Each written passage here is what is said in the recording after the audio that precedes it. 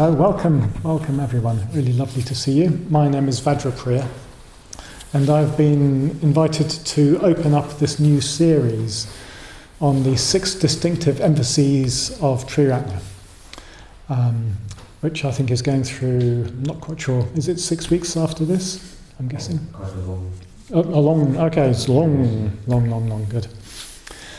And yeah, my great pleasure to do so. So I'm going to talk a little bit, and we'll have a bit of discussion, have a tea break, and then a bit of practice in the second half. But first, a little bit of my history. So I met Buddhism in Sri Lanka, and then when I came back to the UK in 1990, I was looking for a Buddhist something. I didn't know what they were called, movements or traditions or temples or what have you. I was in Manchester, and I just dotted around a few different Buddhist groups that I could see, including what used to be the FWBO, the old Manchester Buddhist Centre, before it entered into its grand new building, which is probably about to be sold. I tried a few different groups. I moved to Milton Keynes. There's no Triratna there, so I tried a little Zen group and ended up commuting down to North London, to the North London Buddhist Centre, Triratna Centre there. So I say this because I'd had the experience of a few different versions of Buddhism, if you like, before I became a Mitra. I became a Mitra with the North London Centre. It was, on my part, an almost completely unreflective process, I have to say. Me going to these different places, I'd go along for a bit and then stop going for no thought-out reason. I stuck with Triratna for no thought-out reason. It's just what happened. Each of the places I went to would have been, perfectly adequate. Nice people and some variety of Buddhism. Now I went to a Sri Lankan group, I went to a Tibetan group, I went to a Zen group, I went to, what else did I go to? A few different Tibetan groups, in fact. But yeah, for whatever reason I stuck with Triratna. And in a way I'm quite happy to have that kind of background. I'm quite happy to have seen a few different varieties of Buddhism. And I appreciate not everyone does, especially if you met Triratna in Shrewsbury. You don't have a vast palette of options to try. So this might have been your first version of Buddhism. Just out of interest, can I see hands? How many people have been to a different Buddhist tradition apart from Triratna? Just out of interest. Yeah, so quite a few of you. And this is not to put any kind of value judgment on which is best, but it's interesting to see that.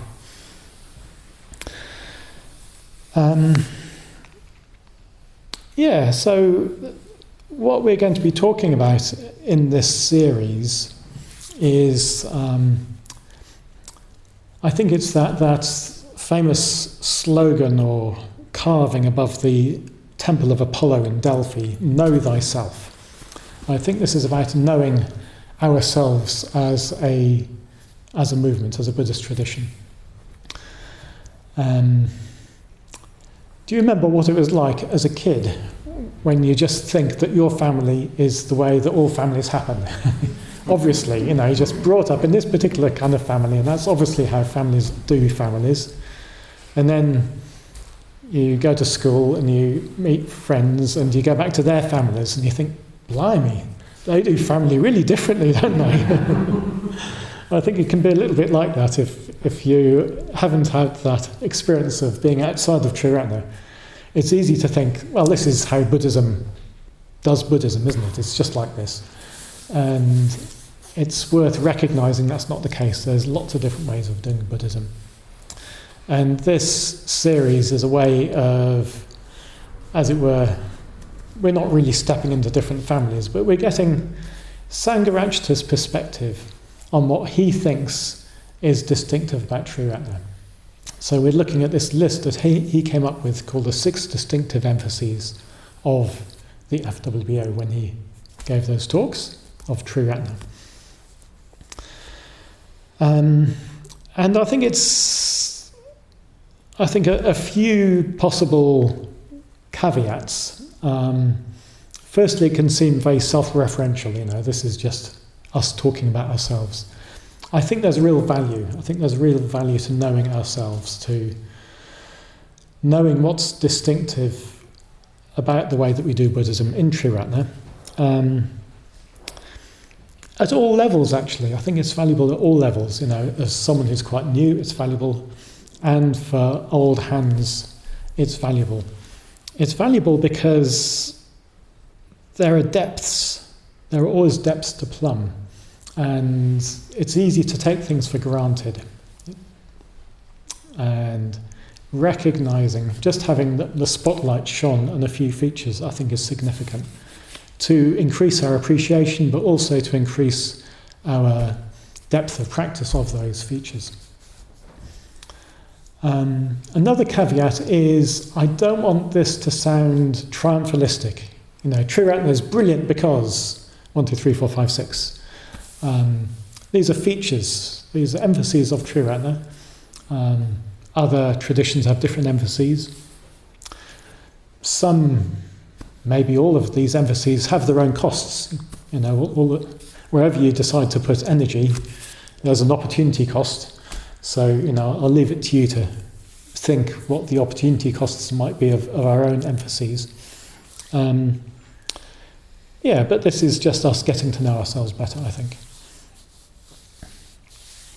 And the final caveat is just to make the obvious point that Triratna shares loads and loads and loads in common with other Buddhist traditions. So this is not to try to make ourselves sort of uniquely stand apart. It's just to try to recognise those areas that are different. So, some of you have been to traditions outside of Triratna and some of you haven't, but you still might have ideas. I'm going to ask you a question. My question is, for those of you who don't know the correct answer to this question, what do you think the emphases of Triratna are in your experience or in your estimation? Let's have a brainstorm. Spiritual friendship. Spiritual friendship. So don't other Buddhist communities have an emphasis on spiritual friendship? Less so in my experience. Yeah, I think that is true. Yes. We can talk, I'm sure when we come to that week we can talk lots more about that, yeah. What else? Non-monastic. Non-monastic, yes. It's a non-monastic order.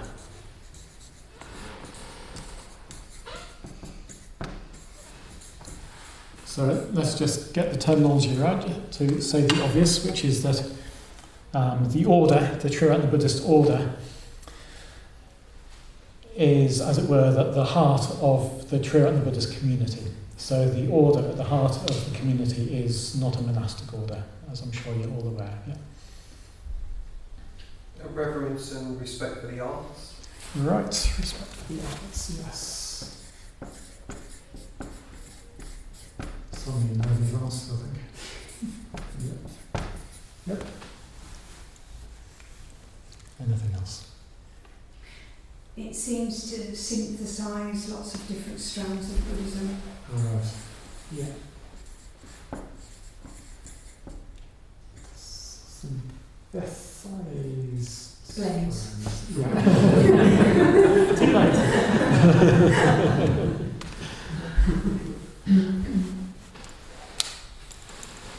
Okay, we've got 4 of the official 6. But even if you don't know the official 6, feel free to chip in.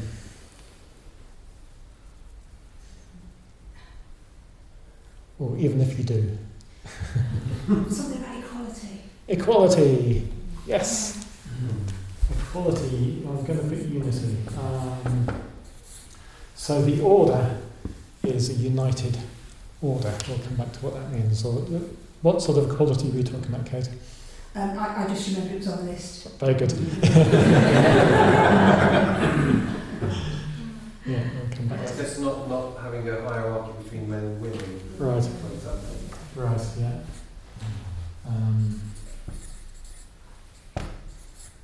That's right, yeah. So to cut to the chase, men and women are ordained in the Triratna Buddhist community, in the Triratna Buddhist order on equal terms. Yeah. There's something about the centrality of going for refuge. There is, isn't there? There is something about the centrality of going for refuge. Thank you, very good stooge. Okay, I'm just going to abbreviate it. Okay, so that's the official 6. Is there anything else you want to chip in? Because I'm sure it's not confined to those 6. I like the way that we break up into groups Yeah. and relate it to our own Yeah. lives. Yeah, something about relating to our own lives. I hope that's certainly true. Sort of experiential. I'm sure other Buddhist traditions try to do that as well, but yeah, it's definitely an emphasis we try to put on it. Yeah. Something else? Exploring the Dharma with others, with peers. Right, yeah. In a way, these both sort of relate to spiritual friendship, don't they? Yeah. Exploration with peers. So one aspect of the spiritual friendship emphasis is that there's an emphasis on horizontal, so-called horizontal spiritual friendship with peers. Yeah. It's not all focused on the guru teacher. Something that relates to the non-monastic Yeah. order, but it's how does Buddhism work in the West, in our lives and Right. in our families? Yeah. That's right. To Western conditions, yeah. And in a sense, it's a bit of a shame we lost our old name for it, because it had the West right there in the centre, Western Buddhist order, Friends of the Western Buddhist order. It's also good we shared that because we're no longer just Western, but it is really significant that Sangha has tried to represent core Dharma in a way that is applicable to us in the West, in contemporary culture. Yeah. Which is very traditional, isn't it? In a way that's also very traditional. It's an interesting combination, yeah. He goes right back to early Buddhist texts, tries to strip away lots of accretions and cultural additions, and tries to... I think that's one of the things that I feel most grateful for to Sangha is the way that he could really get to the nub of the principles involved. Yeah. I think I was also meaning that it's very traditional that the way Buddhism sort of remakes itself in different cultures that it meets. Yeah, that's right. But it hadn't been done before. Yeah. Yeah, no, that's true.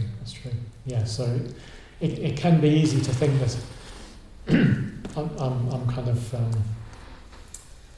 I don't know who I'm channeling here, but there's certainly plenty of voices on the internet who would say Triratna is not a Buddhist tradition. It's a sort of a newfangled mashup or something like that. And yeah, I suppose what you're pointing to, Vajradevi, is that whenever Buddhism actually takes root in a new culture, it's always a newfangled mashup. Or, we can find better language for it than that, but yeah. I think there's something about structurally about the fact that centres are decentralised. So Right. there's some kind of central nerve centre that says you must be, you study this year, these are the topics that you need. Like centres, although we've got Bhante's teaching is there as an overarching thing, centres are doing their own thing in a way. That's exactly within that umbrella. So yeah. That's a really interesting point, Lee. Yeah, it is, I don't know if everyone knows this, but every single Buddhist centre, Triratna Buddhist centre, is its own charity. So there's no one who can instruct a Buddhist centre what to do and not do. All that we have to hold it all together is spiritual friendship. The fact that all the chairs of Buddhist centres are all order members who meet up and have relationships with each other.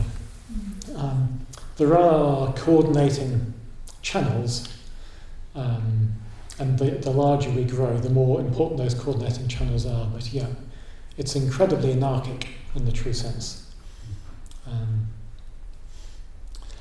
I will just say that it has its own problems. You know, not having any sort of top-down planning has its problems. And one of the problems is there's no top-down funding model. So it makes it very difficult, this is me with my other hat on, it makes it very difficult to fund central institutions. Who funds the central institutions? So that's a big issue. So it's been reliant on bodies like Future Dharma, who I hope you've heard of, who do try and operate movement-wide to collect funds that both gets channeled to up-and-coming new centres and groups, but also into the central bodies like the Buddhist Centre Online and Free Buddhist Audio and all sorts of other central bodies. Windhorse Publications, that's right, thank you. Yeah. Team-based right livelihood. Oh, we haven't got team-based right livelihood, have we? That's right, thank you. Yes. Okay. Right. So this is basically around work.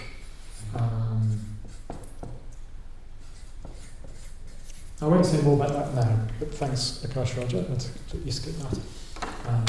So basically I'm going to go through the official 6, but it's really good to expand the list a little bit because it brought in some important points there.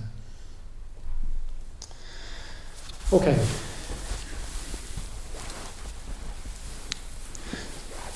So just by way of a little bit of history, and I decided to look up when Sangha talked about these. He's mentioned this list quite an unusual number of times. It's like, in fact, there's quite a few occasions on which it's like he's telling us our story. He's telling us the story of ourselves. He's telling us who we are. Because in a way, especially in the early days, people didn't have a bigger perspective on themselves. There was much less opportunity to try different traditions, and a lot of the people who got involved in Triratna got involved at a very early age. So Sangha was sort of telling them the story of themselves. I think one of the first times he did this more explicitly was in 1979. He gave a talk called Western Buddhists and Eastern Buddhism. And he started talking about distinctive emphases. It wasn't the official list at that stage, but quite a few of these are on there. At some stage, which I can't track down, he talked about the 6 distinctive emphases. I can't track down the first occurrence of that, but in 2002, he said, "I'm surprised not more people have heard about the 6 distinctive emphases of the FWBO." I'm not surprised because I can't track it down, but anyway, he must have said it somewhere. And then in 2007, it was the 40th anniversary of the FWBO, so he outlined them then. And then in 2008, it was the 40th anniversary of the Order, and he outlined them then. And yeah, it was quite unusual, I think, for Bhante Sangha to revisit a list like that quite so often. And it reminded me of the Buddha in the Parinibbana Sutta when he's dying. It talks of him visiting the monks over and over and over again in different places, and he taught them the threefold path. He goes somewhere, he teaches them the threefold path. He goes somewhere else, he teaches them the threefold path. He goes somewhere else, he teaches them the threefold path. It's like he really wanted to make sure people knew what he had taught them, knew what they were, if you like. felt a little bit like that to me. Some of you will have read this material in the Dharma training course. There's a week on it in the Dharma training course, so you can look it up in a pithy fashion there if you like. But I'm going to talk about I'm just going to skim through the 6 distinctive emphases, and then over successive weeks and months people will go into each one of these in more detail. So in a way, the most important thing from this session, I hope, is to get a feel for the sort of the gestalt, if you like. So let's give you the semi-official list. I say it's semi-official because Sangha kept changing his language and the order of them. So it's not like a sort of hard and fast doctrinal list. So first of all is what he ended up calling critical ecumenicism or ecumenicalism or something like that. Ecumenism, sorry about that. Critical ecumenism. I've seen it spelled in different ways. So this comes back to what someone said about, was it Kate, the blending different traditions. And this is something that is really easy to take for granted, but certainly in its time, and I think even now, it's really unusual to start a new Buddhist tradition, as it were, from scratch, not just a new branch, if you like, of a Thai tradition or a Sri Lankan tradition or a Tibetan tradition, but actually starting something from the ground up and working out how to present material afresh to a new audience. Really unusual. And because Sangha from an incredibly early age, I mean we're talking like 16 or 17 or 18, he already had a feel for the breadth of Buddhism. At the age of 18, he wrote a paper called The Unity of Buddhism, which is quite something. So he already had a strong feel for the Mahayana, for example, from a young age. So he didn't just bring across the Theravadan monastic teaching that he had. He started presenting Buddhism from quite a few different strands, quite a few different threads,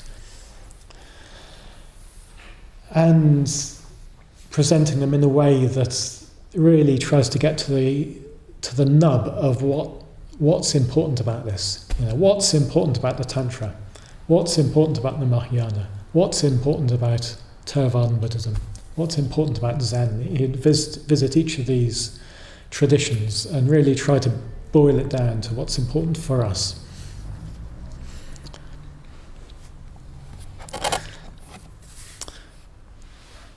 And what this means is that we've got this new tradition,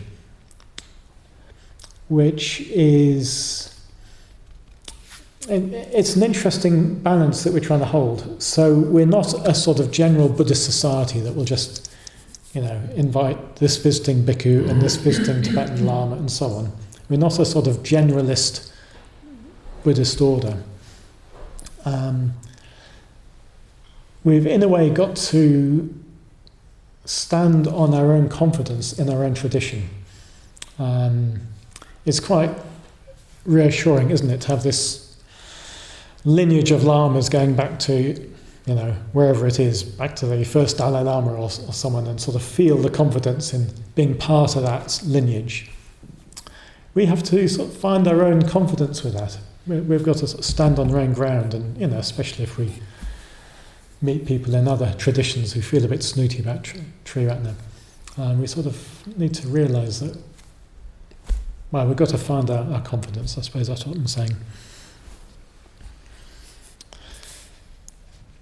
When I was ordained, I was at Gyukyaloka in Spain, and Sangha came out to visit to install I don't know if that's the right word, to insert some remains from Dada Rinpoche into a stupa that they built at Gyukyaloka.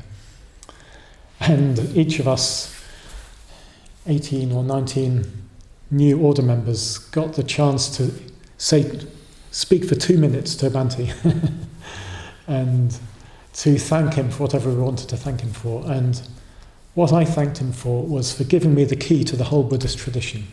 That's what it felt like.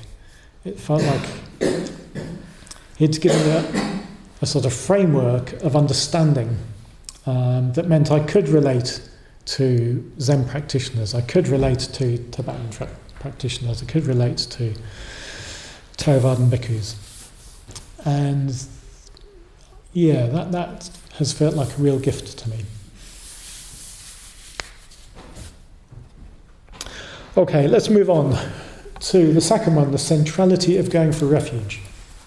So Sangha could do the first one. He could bring about this fusion or this synthesis because he had an eye for what was really, really important, for what unified all of these different traditions. And this was quite a long process for him. He went through years and years and years of reflection, which he spells out in a very important short book called The History of My Going for Refuge. Important to understand that if you're going deeper with Triratna.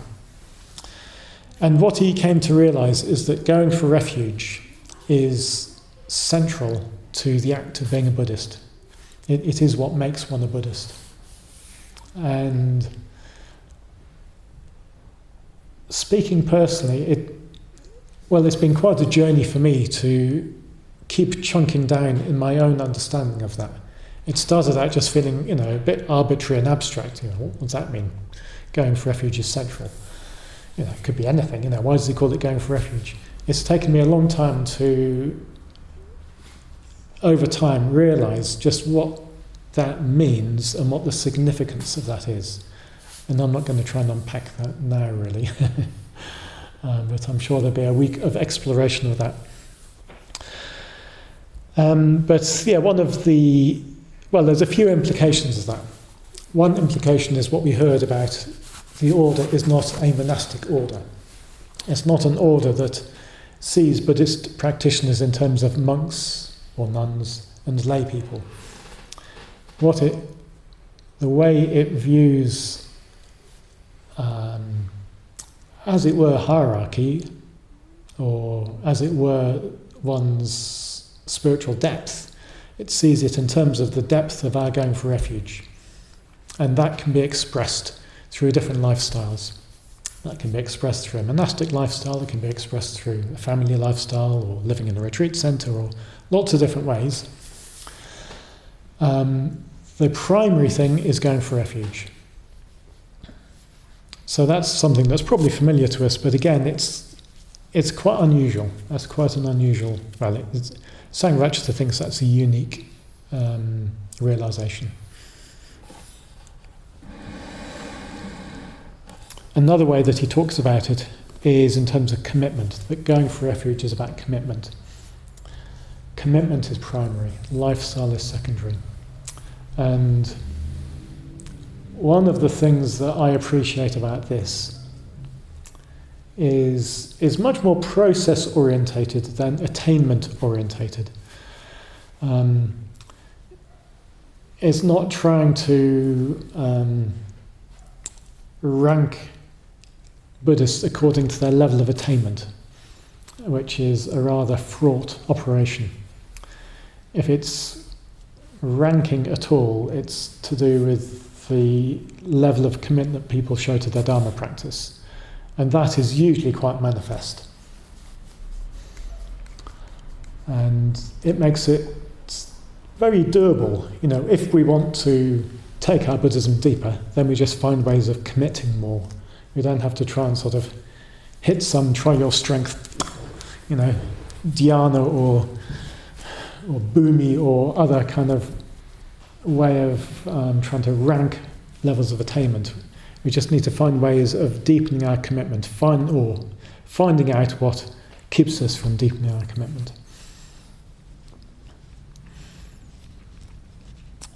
Okay, third thing, the unified order. So the Triratna Buddhist order is unified primarily in terms of men and women. So men and women are ordained on an equal basis. That's not unique in the Buddhist world. It's very unusual. I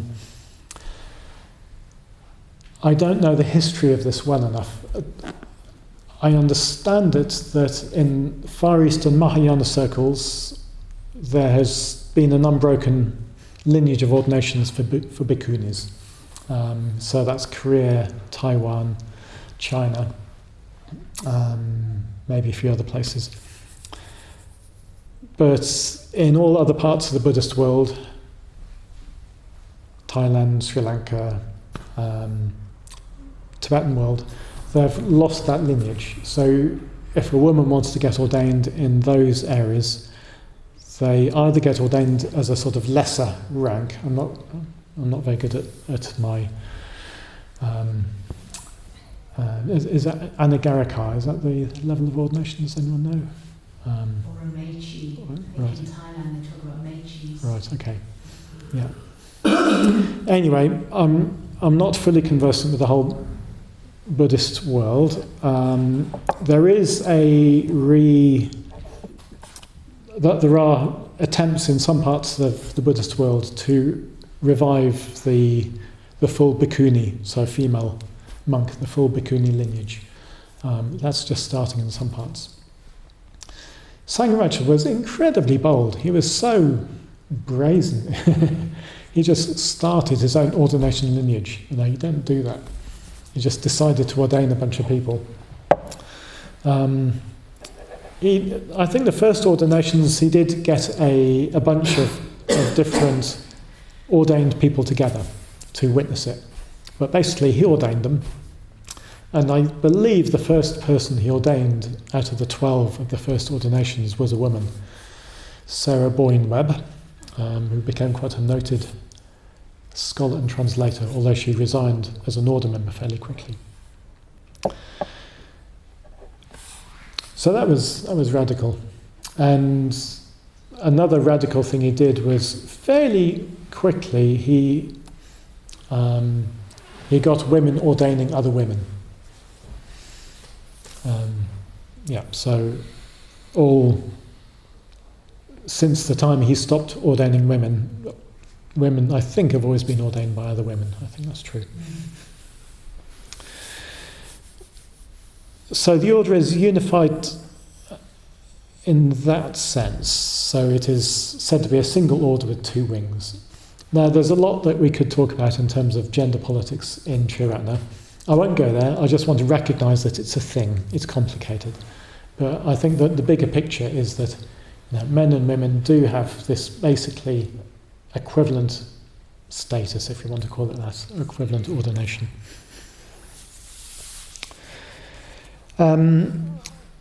Sangha also went on to talking about unity in other ways, in terms of, well, if you like, the whole panoply of different ways in which we can look at unity in terms of race, in terms of gender identity, in terms of sexual orientation, the whole lot.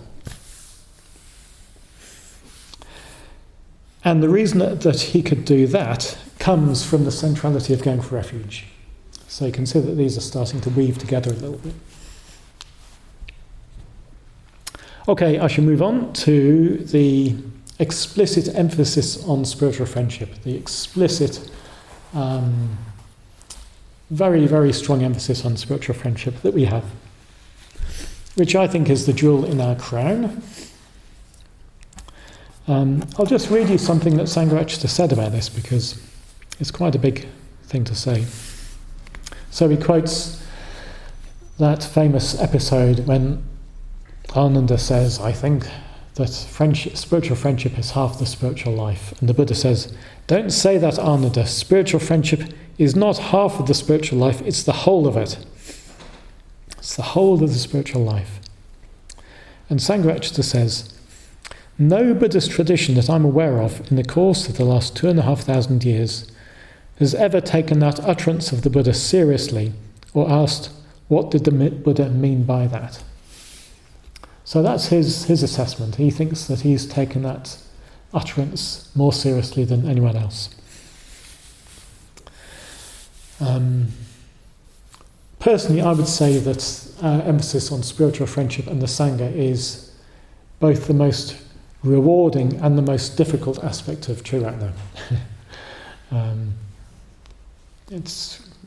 don't know if I'll unpack that any further, but once we put so much emphasis on relationships between people, we enter into the whole incredibly messy world of relationships between people. And that is where the growth is, because ultimately it's very difficult to work on our stuff in isolation. Or at least if we do work on our stuff in isolation, there's whole great aspects of our psyche that don't get addressed, don't get challenged. If we do make ourselves open to working on ourselves in community, it all comes out. And it all comes out in any community, doesn't it? So at least we make that an explicit part of being part of this community. I was just having the thought the other day, I don't know if you've seen, but you can now get AI gurus. You don't need human gurus. You can just tell ChatGPT, I want you to be the biggest, bestest spiritual guru that's ever lived. This is what's going on for me, tell me what to do. And it'll do it. It'll probably do a pretty good job. The more it gets to know you, the better the job it can do. And we can see where that's going. And most people who come along these days, their first experience of Buddhism has been through an app or through videos, through YouTube, some online guru. It's all out there. In a way, gurus come cheap, whether human or AI versions. What you can never replace with AI or with YouTube or anything else is actual human relationships.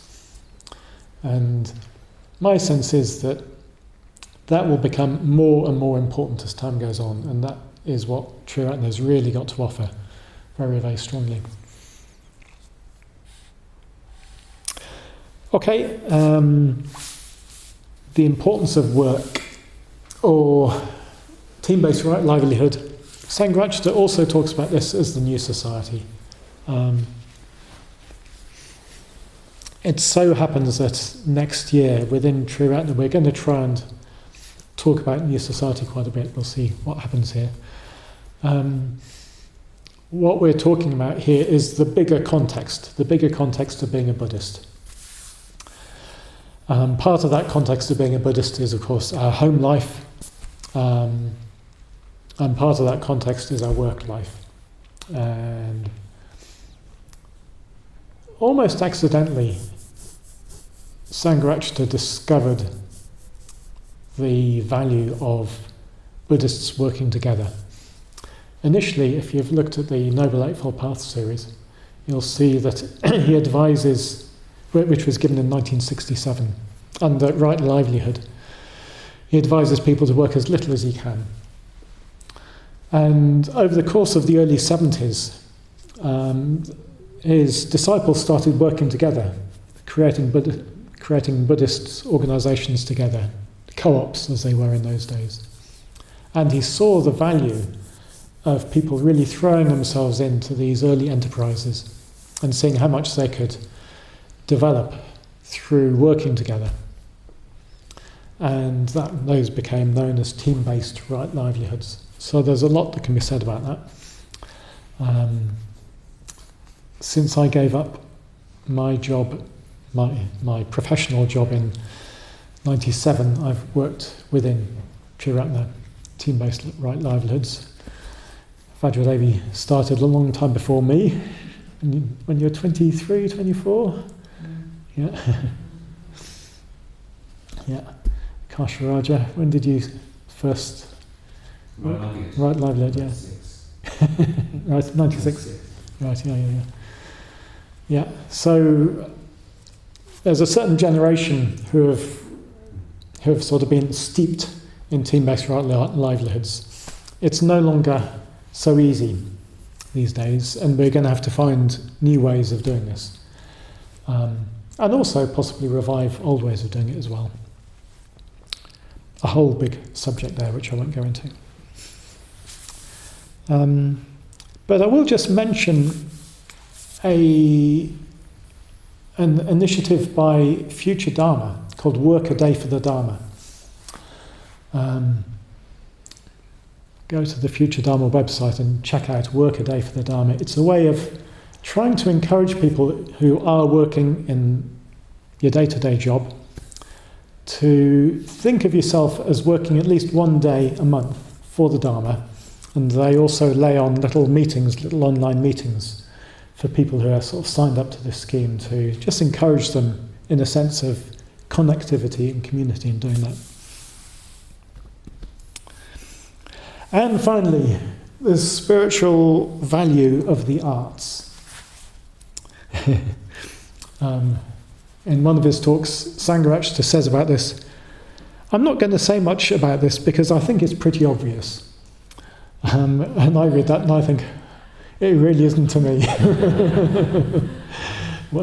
In what way is it pretty obvious that the arts is important to Buddhist practice? I'm not going to say much about it because I don't find it particularly obvious. I'm still baby steps discovering this world that Sangha has unfolded, the path, the spiritual path, which I suspect is pretty unique within Buddhist traditions. He's laid out a spiritual path that might have been present and lost right from the very early days. He's talked about this. The path of beauty, the path of the imagination. It's like the whole language of the imagination is a fairly recent language, but it probably related to a faculty that was completely endemic, completely just part of people's everyday experience of the world at the time, which, as Westerners, we've gotten a bit alienated from. So he's been trying to re-present that. And of course, for some people who have a strong feeling for the arts, they just go, well, hey, that's me.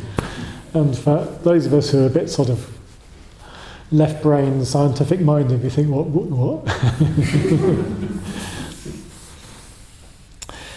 Anyway, I shall.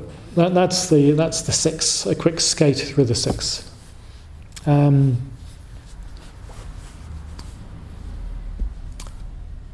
I think it would be nice if we had maybe just 10 minutes in little groups to talk about this. But first... There's just one question going right back to the first one. But you didn't really talk about the critical part of ecumenicism. Oh, the critical part of ecumenicism, that's right. Thank you, Kasharaja. Yes, I started going then and forgot. Yes, so I was saying that we do have this tradition. It is a thing, or it has become a thing, if you like. So the Sangha's presentation of the Dharma to Triratna has become, if you like, its own tradition. So although it is ecumenical in as much as it draws on lots of different traditions, Sangha also points to the value of being critical about that. So we don't just automatically draw into Triratna everything that carries the label of Buddhist. And even, you might know the refuge tree, which is out in the reception area there. Lots of Buddhist teachers on that refuge tree. He says, we can't accept everything that they all say uncritically. So yes, Sangha has this sense of needing to understand how our own tradition hangs together and to be able to relate critically to other Buddhist traditions. Critically doesn't mean, negatively. It just means, understanding our own tradition, understanding the context of their tradition, and where there might be a mismatch. Yeah, which is quite a big job, really. So that's why he cautions against casting a net too wide.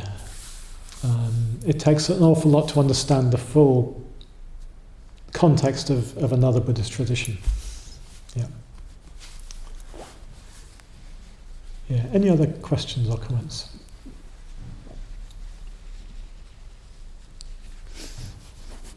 Okay, so let's break ourselves up into little groups of 3 or 4. And my invitation, as usual, we can talk about what you like, but it might be that there's one of those emphases that particularly appeals to you when you're coming along, or that appeals to you now. So just a chance to chew over for 7 minutes or so. Thanks, Vajrapriya. Sure. Thank you.